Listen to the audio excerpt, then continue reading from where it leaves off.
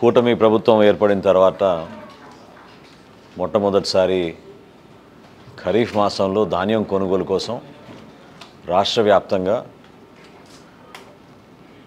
అందరితో సంప్రదించి ప్రతి రైతును ఆదుకునే విధంగా ప్రతి గింజ కష్టపడి పండించిన ఆ పంటని రాష్ట్ర ప్రభుత్వం ఒక ధైర్యం నింపే విధంగా, ఒక భరోసా నింపే విధంగా ధాన్యం కొనుగోలు ప్రక్రియ అక్టోబర్ 1వ తారీఖు నుంచి రాష్ట్ర వ్యాప్తంగా ప్రారంభించబోతున్నాం. అందులో భాగంగా ఈ రోజున 10 జిల్లాల జాయింట్ కలెక్టర్లు,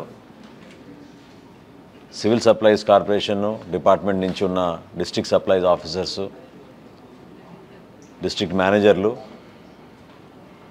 మార్కెటింగ్ శాఖ నుంచి మార్కెట్ అధికారులు, అదేవిధంగా డిస్ట్రిక్ట్ కోఆపరేటివ్ ఆఫీసర్స్, వ్యవసాయ శాఖ నుంచి జాయింట్ డైరెక్టర్ అగ్రికల్చర్లు అందరిని కూడా ఈరోజు ఒక వర్క్షాప్ ఏర్పాటు చేసి సుమారు 37 లక్షల మెట్రిక్ టన్నులు ధాన్యం కొనుగోలు చేయడానికి రాష్ట్ర ప్రభుత్వం తరఫున మేము సిద్ధమయ్యే విధంగా క్షేత్రస్థాయిలో ప్రతి రైతుకి ఒక గౌరవం ఇచ్చే విధంగా ఈ ప్రక్రియని సజావుగా ఎక్కడా ఇబ్బందులు లేకుండా టెక్నాలజీని ఉపయోగించి ఆ భరోసా కల్పించడానికి కోసం చాలా లోతైన ఒక వర్క్షాప్ ఈరోజు అర్థమయ్యే విధంగా ప్రతి ఒక్కరికి కూడా ప్రారంభించాం. ఇటువంటివి రాష్ట్ర వ్యాప్తంగా సుమారు 3 ప్రాంతాల్లో నిర్వహిస్తాం. ఈ 10 జిల్లాల అధికారులతోటి ఈ రోజున ఏ విధంగా రైతు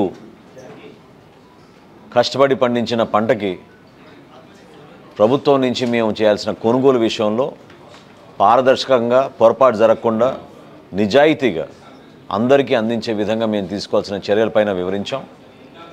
రైతుతో పాటు రైతు సహాయ కేంద్రాల్లో పనిచేస్తున్న సిబ్బంది, అదేవిధంగా ధాన్యం కొనుగోలు కేంద్రాల గురించి వివరించాం. వీటితో పాటు క్షేత్రస్థాయిలో లారీ యాజమానులు, ట్రాన్స్పోర్ట్ విషయంలో వేల సంఖ్యలో, ఒక్కొక్క జిల్లాలో దాదాపు 8,000 నుంచి 10,000 లారీలు అవసరం ఉంటాయి. వాటిని ఏ విధంగా సిద్ధం చేస్తున్నామో,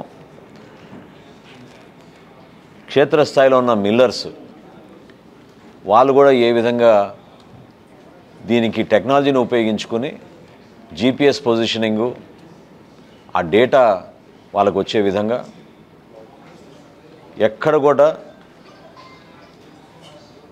గన్నీ బ్యాగ్స్ విషయంలో కానివ్వండి, ట్రాన్స్పోర్టేషన్ విషయంలో కానివ్వండి, హమాలీల విషయంలో కానివ్వండి, పొరపాటు లేకుండా అన్ని విధాలుగా సిద్ధమై అంతిమంగా గౌరవ ముఖ్యమంత్రి గారు, గౌరవ ఉప ముఖ్యమంత్రి గారు ఇచ్చిన మాట మేరకు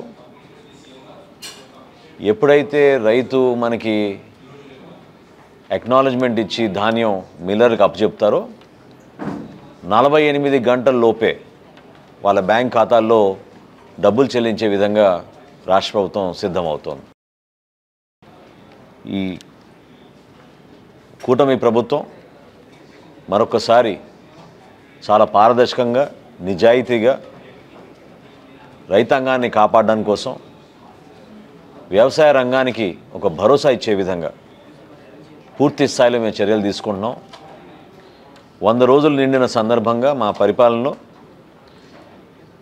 మరొక్కసారి ఒక కమిట్మెంట్ తోటి ప్రతి ఒక్కరం కూడా క్షేత్రస్థాయిలో రైతుకి అండగా నిలబడి ఏ విధంగా ఒక ఇండస్ట్రియలిస్ట్కి ఈజ్ ఆఫ్ డూయింగ్ బిజినెస్లో రాష్ట్రంలో ఫెసిలిటీస్ అందుబాటులో ఉంచుతామో అదేవిధంగా రైతుకు ఉన్న అన్ని విధాలుగా మేము ఆ విధంగా ట్రీట్ చేసి అతనికి ఎక్కడ కూడా తగ్గకుండా ప్రభుత్వం నుంచి అందించాల్సిన సౌకర్యాలు, క్షేత్రస్థాయిలో టెక్నాలజీని మరింత లోతుగా ఉపయోగించుకుని 48 గంటల లోపే వాళ్ళ బ్యాంక్ ఖాతాలో నిధులు చెల్లించేటట్టు సిద్ధమవుతున్నాం. అందుకోసం ఈ రోజున రాష్ట్ర వ్యాప్తంగా మేము నిర్వహించిన ఈ వర్క్షాప్లో 10 జిల్లాల అధికారులందరూ కూడా పార్టిసిపేట్ చేశారు. రాబోయే రోజుల్లో ఖచ్చితంగా 1వ తారీఖు నుంచి చేయబోయే కొనుగోలు ప్రక్రియలో ఎక్కడ కూడా పొరపాటు జరగకుండా రైతుకి మరొకసారి అండగా నిలబడతామని సందర్భంగా చెప్పుకుంటున్నాం. వర్షాలకు ఏమైనా పంట రంగు మారిన కానీ తడిచిన దానికి గైడ్లైన్స్ ఆల్రెడీ గౌరవ ముఖ్యమంత్రి గారు ప్రకటించారు. ఏదైతే ఎన్యూమరేషన్ జరిగిందో ఆ ఎన్యూమరేషన్ బేసిస్గా ప్రతి ఎకరాన్ని పంట నష్టం జరిగిన చోట రైతుకి ఆదుకునే విధంగా నష్టపరిహారం గురించి చాలా స్పష్టంగా ఆదేశాలు ఇవ్వడం జరిగింది. అది బహుశా ఇంకో 3-4 రోజుల తర్వాత క్షేత్రస్థాయిలో ఎవరైతే నష్టపోయారో పాపం వాళ్ళందరికీ కూడా అందించే విధంగా చర్యలు తీసుకుంటాం. థ్యాంక్ యూ మా. సార్, ఈ 100 రోజుల పరిపాలనకు సంబంధించి జగన్ మాట్లాడుతూ కూడా ఈ డైవర్షన్ పాలిటిక్స్ చేస్తా ఉన్నారు. అది తిరుపతి లడ్డూకి సంబంధించిన దాని మీద డైవర్ట్ చేశారు. ఈ 100 రోజులు సరిగ్గా పరిపాలన లేదని ఆయన కామెంట్ చేశారు. అంటే వాళ్ళేదో 100 రోజుల్లో గతంలో అద్భుతంగా పరిపాలన చేశారని చెప్పారు. కానీ కూటమి ప్రభుత్వం ఇన్ని ఆర్థిక ఇబ్బందులు ఉన్నా కూడా ఏ విధంగా మేము ప్రజల్ని రైతులకి ప్రత్యేకంగా మేము ఏ విధంగా ఆదుకున్నామో స్వయంగా ప్రజలు చూశారు. నిజంగా జగన్మోహన్ రెడ్డి గారికి నిజాయితీ ఉంటే ఆయన మాటల్లో ఎందుకు రబీ పంటల్లో కొనుగోలు చేసిన ధాన్యం గురించి 1674 కోట్ల రూపాయలు బకాయిలు పెట్టి చెల్లించకుండా వెళ్ళిపోయారో వాళ్ళు సమాధానం చెప్పాలి. మా ప్రభుత్వం వచ్చిన 30 రోజుల్లోనే 1674 కోట్ల రూపాయలు ఆ రైతాంగానికి మేము మరొకసారి అందించాం, నిధులు చెల్లించాం. క్షేత్రస్థాయిలో జరుగుతున్న వాస్తవాలు వాళ్ళు కనీసం తెలుసుకోకుండా పెన్షన్లు ఏ విధంగా మేము అందించగలుగుతున్నాం, ఎందుకు 11 లక్షల కోట్ల రూపాయలు వీళ్ళు అప్పులు చేసి వెళ్ళిపోయారు, ఏ విధంగా రాష్ట్రానికి ఉపయోగపడింది, అభివృద్ధి కానీ సంక్షేమం కానీ రెండిట్లో కూడా తగ్గకుండా